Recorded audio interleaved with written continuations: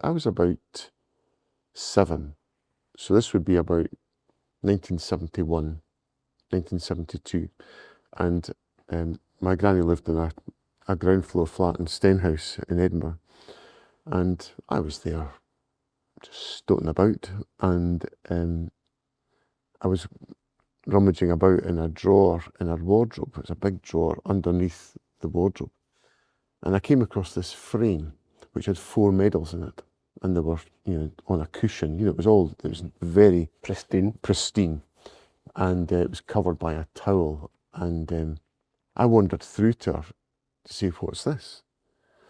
And she sat me down, and she explained that these were the medals that her son, my mum's brother, my late uncle, had been awarded for his service in the Second World War. And one of the medals was the Victoria Cross. It's like the highest honour you can receive, isn't it? It's the highest award for gallantry you can receive in the British Armed Forces. My uncle he's called Thomas Hunter.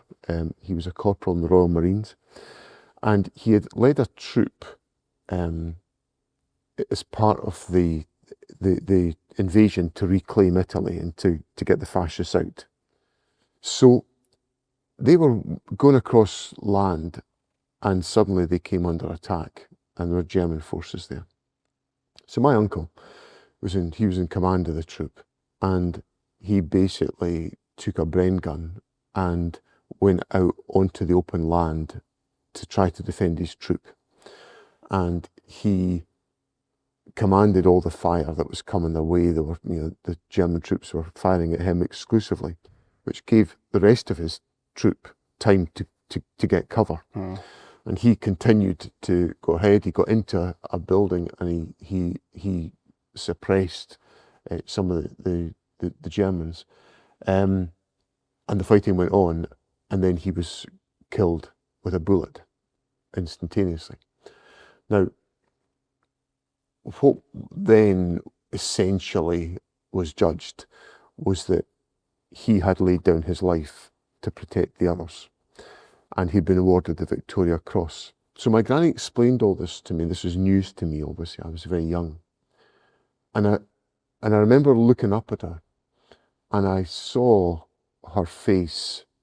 She looked like a woman who'd just been told that minute that her son had been killed. So that grief never left her face. It was emblazoned on her face. And when I think about that over the subsequent years before she died, I could still see that grief there. So it's been an incredible connection. Yeah.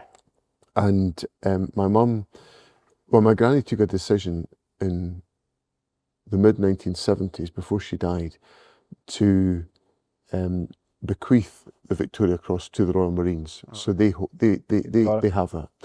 But I saw the actual medal just a few weeks ago. Oh, wow. It was the 80th anniversary of my uncle's death. April the 3rd. April the 3rd. And it was just a week before that, the Royal Marines had an event to commemorate his life. And for the first time ever, since that moment, or since the medal was given to the Royal Marines, I saw the real medal, because the one that's on display is a replica. And this was the real medal, which had been brought up under intense security to that event. The crazy thing for me about looking back at World War II, and you saying your granny, like, the grief still being etched in her face, like, feeling so fresh. So I would have learned about World War II in like the 1990s, but I'm watching it in black and white, and it seems so abstract and so far removed.